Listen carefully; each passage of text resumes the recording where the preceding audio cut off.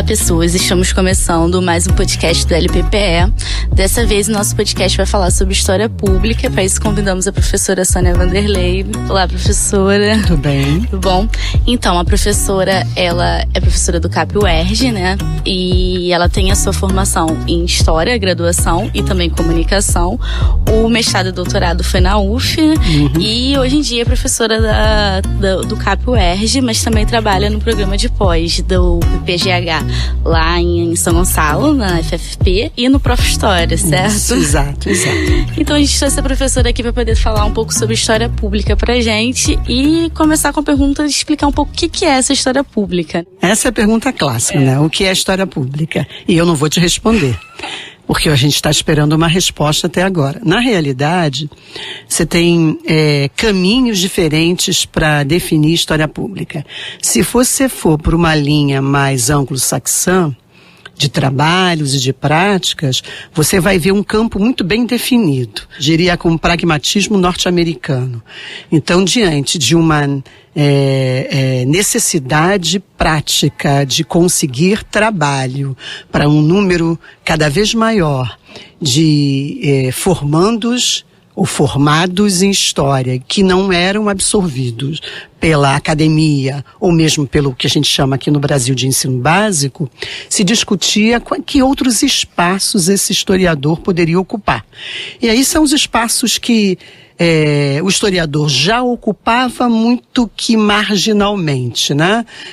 Espaços como dentro do próprio governo, em órgãos públicos, em museus, em empresas, né? Com trabalho de história empresarial, essas coisas todas. Então, nessa linha se estabelece que há uma necessidade básica de uma formação para esse profissional. Esse profissional vai oferecer a espaços que não são espaços escolares de uma maneira mais geral, incluindo aí a academia, mas que necessitam da expertise do historiador, do conhecimento do historiador. Para isso, ele precisa de uma formação que não é necessariamente a formação que ele tem para fazer pesquisa ou para dar aula. Então, existem cursos de graduação e de pós-graduação formando o historiador público. Portanto, é assim, bem pragmático. Existe uma área, existe carreira específica, existe formação específica para esse profissional que vai usar o conhecimento histórico fora dos campos tradicionais, que seriam os campos de pesquisa acadêmica e de ensino. Se você sair um pouco dessa área, digamos assim, e for um pouco, até para a Inglaterra, mesmo na Inglaterra, ou a Austrália, ou na Itália, e um pouco cada vez mais também o que se pensa no Brasil, a história pública não é uma área definida. A história pública passa, nada contra, muitos até são contra essa perspectiva pragmática anglo-saxã, mas de uma maneira geral, o que se propõe, inclusive no Brasil cada vez mais, é que a história pública não é uma área específica. A história pública é mais uma maneira de agir, um tipo de ação do historiador. Então, o historiador, como um historiador público, ele vai estar preocupado com a função social da produção de conhecimento histórico. Então, ele vai estar agindo para dar significado a essa função social do conhecimento histórico. Seja ele como professor na sala de aula, e como é que um professor na sala de aula vai fazer isso? Ele vai estar se preocupando em ter o conteúdo formal como ferramenta, mas o seu objetivo é essa relação desse conhecimento com a vida prática dos alunos. Então não seria exatamente um campo teórico, nem dentro do ensino, nem dentro da academia? Não, na realidade a proposta que se tem, e ainda tem muita discussão rolando, existe uma sociedade de história pública, da qual eu faço parte, e há encontros contínuos, em que a gente se reúne, agora trazendo cada vez mais também pesquisadores ou historiadores públicos de fora, para discutir essas questões. Então ainda não tem uma posição muito clara no Brasil sobre isso, mas cada vez mais o caminho é esse. O historiador público é aquele que tem uma preocupação de que sua produção tenha um viés social. Então, digamos, o pessoal do LABOI, que é o Laboratório de História Oral da UF. O que eles fazem? Ana Mauad e outros profissionais e outros historiadores ali. Eles têm uma preocupação de estarem pesquisando temáticas que têm a ver com problemas ou questões que estão postas em alguma comunidade social. E aí eles produzem vídeos, eles produzem trabalhos de pesquisas que necessariamente tem que dar a volta, tem que dar o retorno a quem, com quem eles trabalham. Então, se foi um quilombo, isso tem que voltar para o quilombo. De que maneira esse quilombo também é responsável por aquela produção? Para o historiador público, existe o que um historiador oral norte-americano chama que é o FRISH, de responsabilidade compartilhada, autoridade compartilhada, né? Produção é compartilhada. Então, quando você diz que o historiador vai ao público e tem uma necessidade de retornar com a sua produção a esse público, quer dizer que ele considera que esse público é também o produtor desse conhecimento. Ou desse artefato cultural, no caso de um vídeo, por exemplo, tá? Mas essa perspectiva está muito junto, está muito próxima, ou bebe muito da experiência da história oral.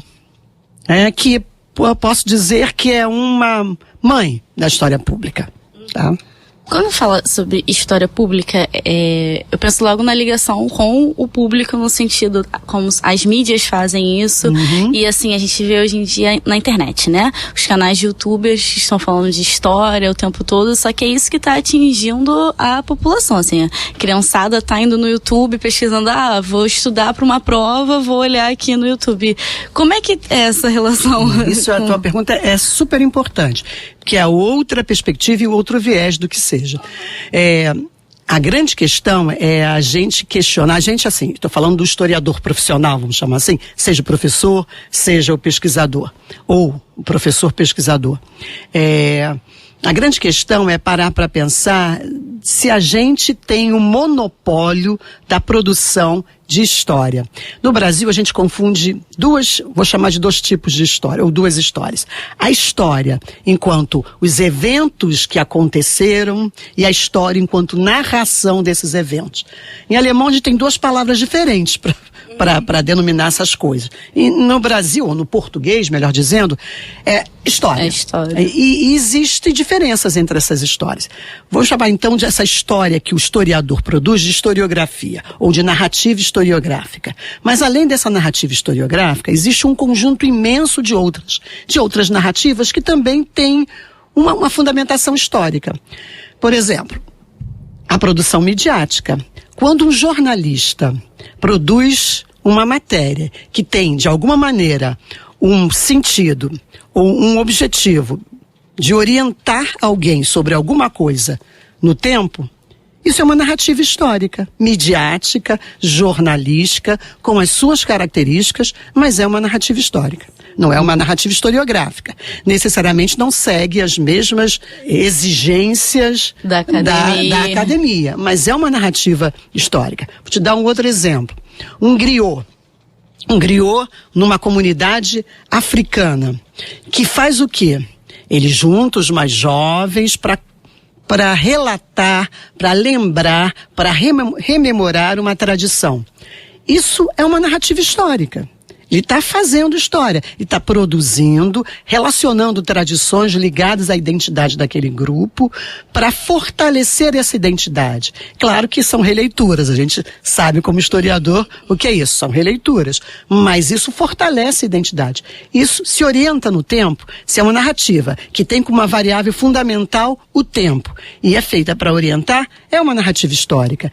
Então hoje, você disse que com toda certeza eu concordo com você, a mídia, as diferentes mídias, principalmente a web, né, a internet, ela está construindo significados para a verdade histórica muito mais até do que a escola.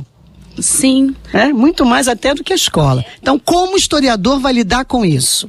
Como é que ele vai sabendo que o nosso conhecimento histórico, ou historiográfico, nos dá condição de tornar mais complexo essa relação presente, passado e futuro, como é que a gente, sem desmerecer ou sem ignorar essas outras narrativas, se relaciona com elas dentro do nosso espaço? Porque a gente já trabalha já com a ideia, o aluno ele nunca é um quadro em branco, né? Ele já vem preenchido. Só que quando você chega no século XXI, agora, 2019, que a internet está muito presente na vida dessas crianças, como é que isso é trabalhar dentro de sala de aula, né? Porque eles já chegam com muita informação. É nazismo de esquerda. Não houve ditadura no Brasil. Né? Então, eu acho que essas questões, como que a gente vai fazer? No meu tempo de criança, era a questão da televisão, né? Televisão e escola não podem existir juntas, né? E o que adiantou isso? Não adiantou nada, né? A televisão foi para a escola e o educador, no caso de historiador, mas o educador de uma maneira geral, teve que aprender a lidar com aquela ferramenta. A grande questão não é a ferramenta, mas os significados que ela é capaz de produzir, né? E a web, os youtubers, né, da vida, tem que é esse roqueiro, que eu nunca lembro o nome, mas meus alunos do ensino médio me apresentaram a ele, com grande desprazer eu fui apresentado a ele, mas ele é um louco que usa o quê? Usa toda uma linguagem espetacularizada, que é muito a linguagem da mídia. A mídia, de uma maneira geral, ela atrai por essa perspectiva de espetáculo. Então, ela usa essa linguagem, e se esse espectador não tiver outras origens, né, para produzir significado, ela vai marcar aquilo como significado. O grupo com que ele está acredita naquilo, confia naquilo, tem aquilo como verdade, e aquilo de tanto se repetir vira verdade. Sabe aquela história de que a mentira dita tantas vezes acaba virando verdade? É mais ou menos isso. Então, a história pública tem esse viés duplo, essa mão dupla, porque é a posição do historiador agindo na sociedade, mas é também a perspectiva dessas outras formas, outros sujeitos que produzem narrativa histórica com as quais o historiador vai ter que lidar. Se acredita que a narrativa historiográfica é mais capaz de produzir um sujeito que respeite as diferenças, que pense de maneira democrática, que produza um mundo democraticamente melhor, então esse historiador vai ter que entrar no mundo e não apenas conversar com seu próprio umbigo. Uma questão que até nos corredores da universidade a gente fica debatendo, é que a gente também tem que ocupar esses espaços, né? Assim, a galera que está na universidade agora, o pessoal que está se formando, a gente tem que ocupar os espaços das mídias, porque deixar que a garotada fique escutando que é isso, nazismo é de esquerda, não tá dando. E aí vem a dificuldade que muitas vezes a gente tem como fazer isso, né?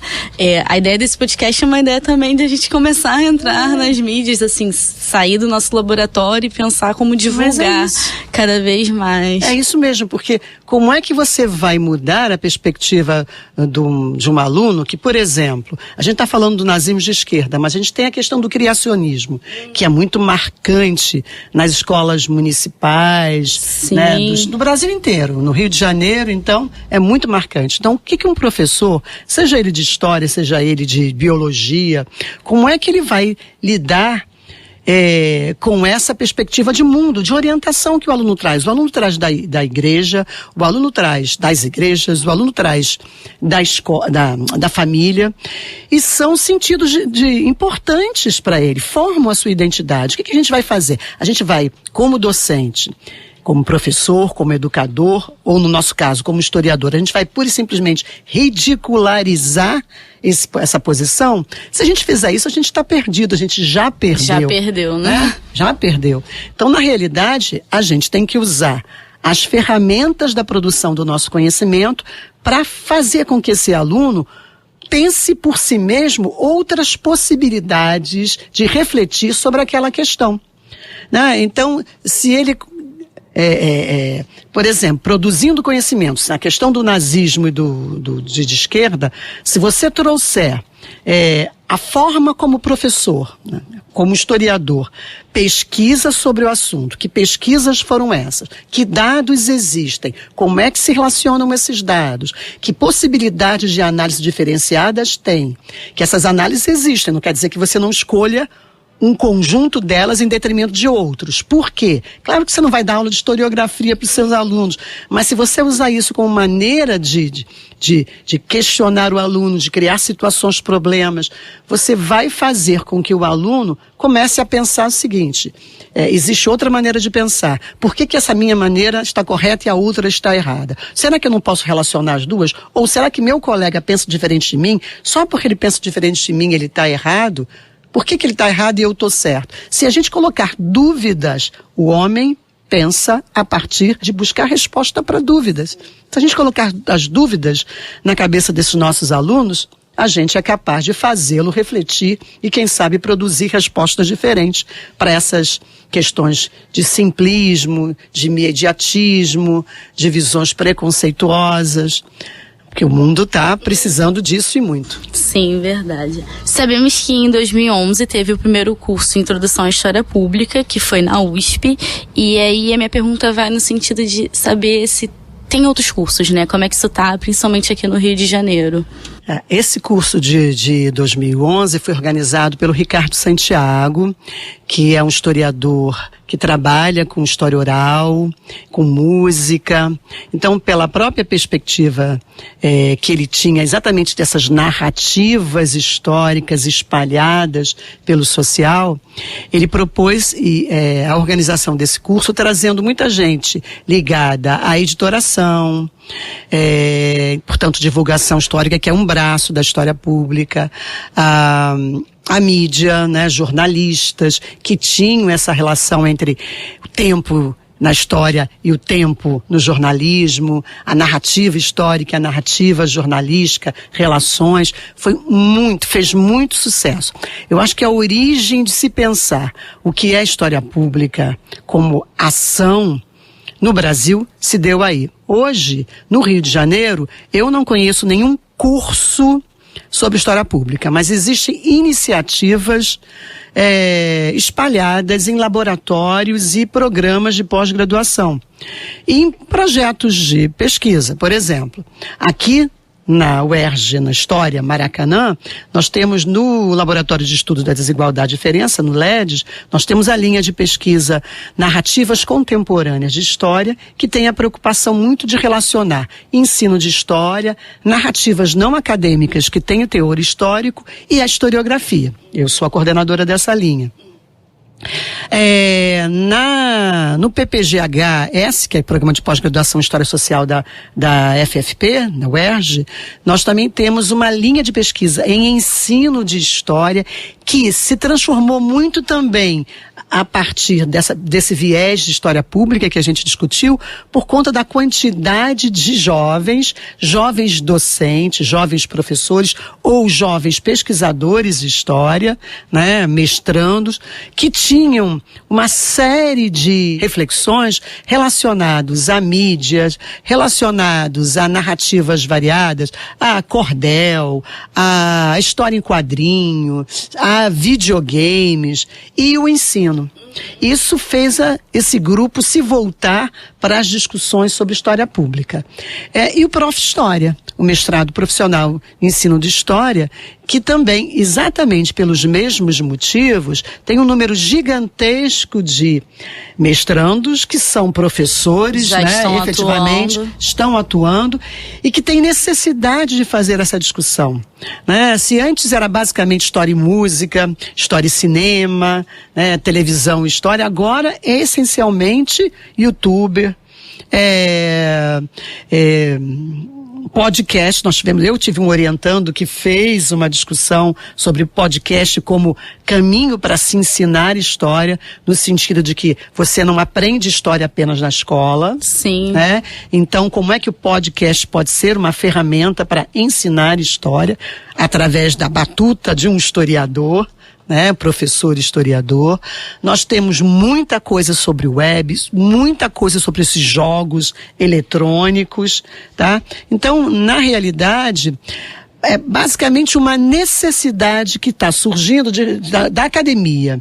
Refletir sobre isso pela prática que está na sala de aula, pela prática que a sociedade exige.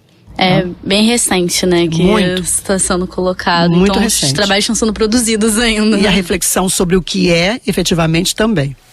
Quero agradecer a professora por ter participado dessa edição do podcast. Eu acho que é importante a gente falar sobre história pública em um podcast. Foi ótimo. O podcast é história pública. É história pública também. E agradecer essa participação. E quero convidar quem está escutando a gente para acessar o nosso site, que é lppe.fch.erg.br, a nossa página no Facebook, que é LPPE, o nosso Instagram também, que é LPPE-UERJ, e estamos aqui no Spotify, no SoundCloud. São essas por enquanto. Futuramente vamos criar um canal no YouTube para poder falar um pouco sobre os projetos do laboratório. Então, Pondo em prática a história pública. exatamente. Obrigada, professora. Eu que agradeço.